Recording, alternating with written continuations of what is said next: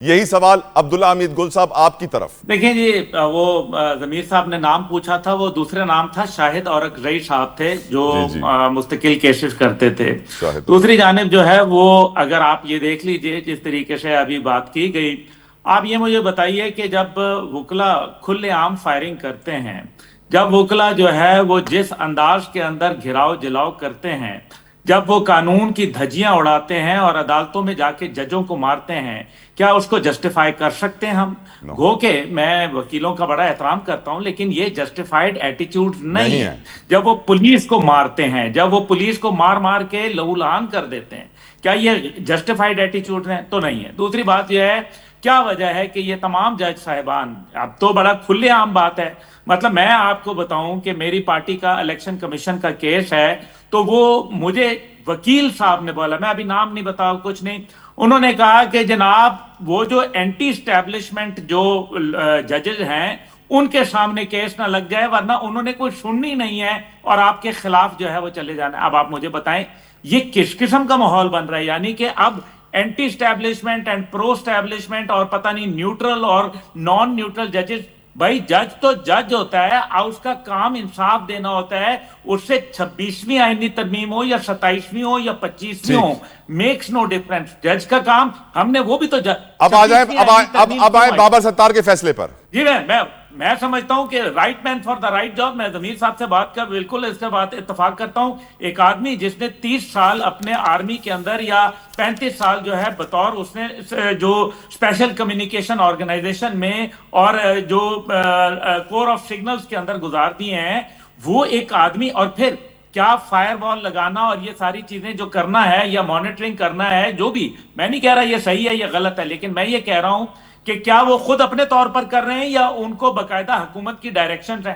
اگر وہ حکومت کی ڈائریکشنز ہیں، بات تو یہ چیز چیک کرنے والی ہے کہ وہ حکومت کی ڈائریکشن پہ کر رہے ہیں یا اپنے اوپر کر رہے ہیں. اور پھر کیا یہ چیز انہوں نے ایمنسٹی انٹرنیشنل سے تو بہت ساری رپورٹیں دی ہیں، کیا وہ اتھینٹک ہیں رپورٹس؟ کیا اس کے اوپر جج صاحب نے جو ہے وہ اس کو پروب کیا؟ انہوں نے اپنے طور پر جو ہے اس کی حقائق سامنے لائے، یا بس صرف جو ہے وہ ایک فیصلہ دینا ہے؟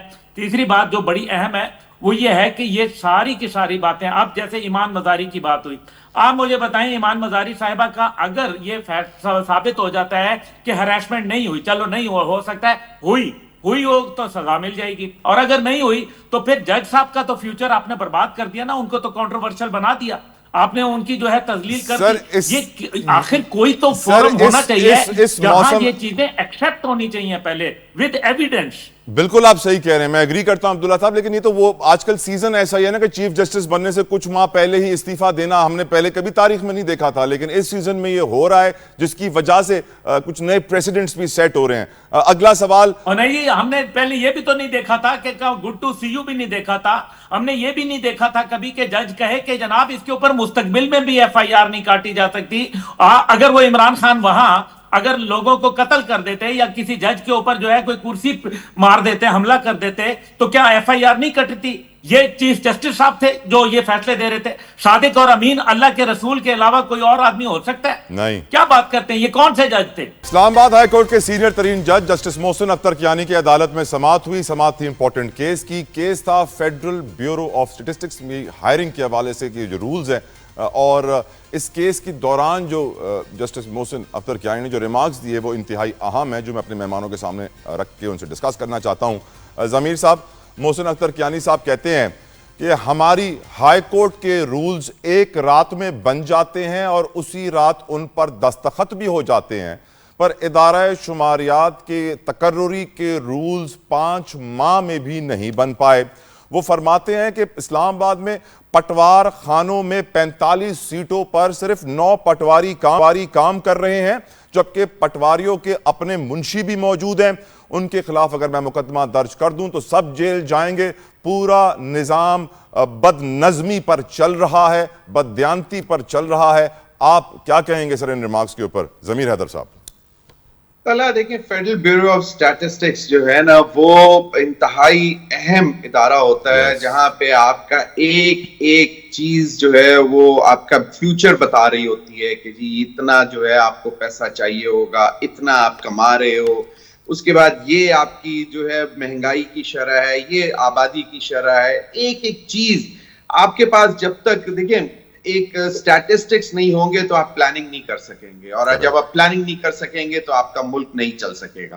تو سمپل سی بات ہے کہ جسٹس صاحب نے بالکل صحیح رائٹلی پوائنٹ آؤٹ کیا ہے کہ جناب ایک اتنا انتہائی اہم ادارہ اور اس کے اپوائنٹمنٹ کے رولز ابھی تک فائنل نہیں کیے جا سک رہے, 5-6 مہینے سے اوپر ہو گئے. اور دوسری طرف لیکن انٹرسٹ ہے نا, دیکھیں جہاں پہ ایک انٹرسٹ واچ کرنے کی ضرورت ہے وہاں پہ پرائرٹی نہیں ہے, لیکن پرائرٹی وہاں پہ ہے جہاں پہ کسی کو کسی طرح نقصان پہنچانا ہے تو اس کے رولز جو ہیں وہ راتوں رات چینج ہو جانے چاہیے تاکہ کوئی بھی شخص جو ہے وہ وہاں سے فائدہ نہ اٹھا سکے. ضمیر صاحب جتنا یہ ادارہ امپورٹنٹ ہے پلاننگ اسٹریٹجی کے لیے اتنا ہی امپورٹنٹ ہے نمبر فجنگ کے لیے بھی. دیکھیں یہ تو مجھے اب آپ نے بہت پرانی بات یاد کرا دی ہے. F B S Federal Bureau of Statistics اس وقت اس کا کچھ اور نام ہوتا تھا, تو یہ ویکلی سینسٹیو پرائس انڈیکیٹر کے نمبرز ریلیز کرتا ہوتا تھا. تو ہمارے ایک دوست ہے ڈاکٹر اشفاق حسن خان صاحب, وہ جب انڈیپینڈنٹ اکانومسٹ تھے تو وہ ہماری سائٹ پر بیٹھ کر ہمیں بتاتے تھے کہ ضمیر یہ جو اس دفعہ جو باسکٹ کی جو پرائسز کی جو فگرز آئے ہیں یہ صحیح نہیں ہیں, اور یہ sensitive price indicator, consumer price indicator, C P I, S P I اور جو بھی ہوتے تھے کہتے تھے یہ, اور بتاتے تھے کہ دیکھو یہ جب وہ ٹیبل کی دوسری سائڈ پر جا کے بیٹھ گئے تو انہوں نے کہا کہ میں نے تو اب قریب سے باسکٹ دیکھی ہے, یہ نمبرز بالکل صحیح ہوتے ہیں. ماشاءاللہ.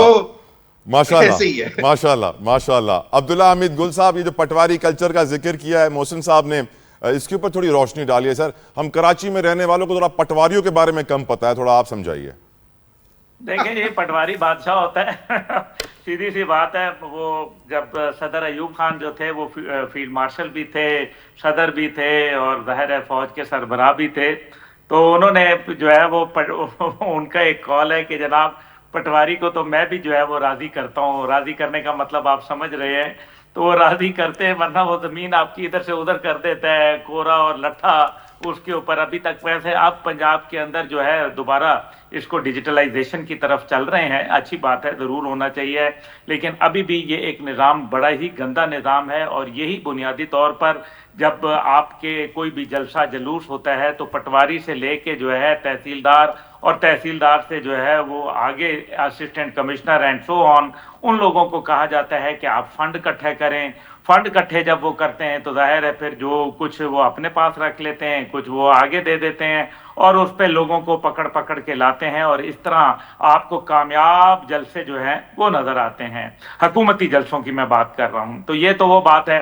دوسری جانب جو ہے وہ پٹواری کا جو نظام ہے, ان کے پٹوار خانے ہوا کرتے ہیں, اور پٹوار خانوں کے اندر ماں سوائے کرپشن کے اور کچھ نہیں ہوتا, اور لوگوں کو جو ہے بہت اذیت ہوتی ہے, دقت ہوتی ہے, تکلیف ہوتی ہے, اور ان کے سامنے لگتا یہ ہے کہ سارے بے بس ہیں. پھر یہ ہے کہ یہ ملٹی ملینئر ہیں, یہ کوئی معمولی لوگ نہیں ہوتے, ان کے پاس پیسہ اتنا ہوتا ہے کہ آپ کی سوچ سے بھی جو ہے وہ زیادہ ہوتا ہے, اور جب یہ ریٹائر ہوتے ہیں اس کے بعد یہ جو ہے اربوں کی جائیدادوں کے مالک ہوتے ہیں.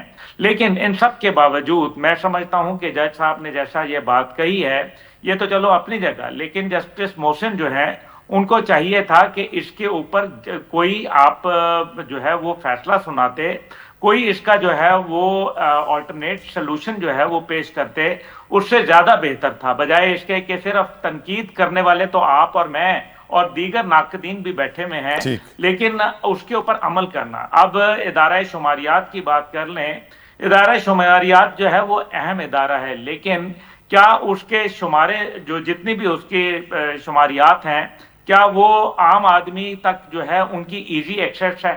نمبر 1. نمبر 2 یہ ہے کہ کیا عام آدمی کو اس سے کوئی فائدہ ہو رہا ہے, اور کیا ان کی امپلیمنٹیشن ہے, یا صرف فیکٹس اینڈ فگرز دینے کی خاطر تو جو چیزیں استعمال ہو جاتی ہیں, لیکن اس کا عملی طور پر, یعنی کہ حکومتی اتنے ڈپارٹمنٹس ہیں, یعنی کہ جس پتھر کو اٹھائیں اسی کے نیچے ملٹیپل ڈپارٹمنٹس موجود ہیں, لیکن ان کا کام جو ہے وہ آپ کو 0/0 نظر آتا ہے. لک بزی ڈو نتھنگ.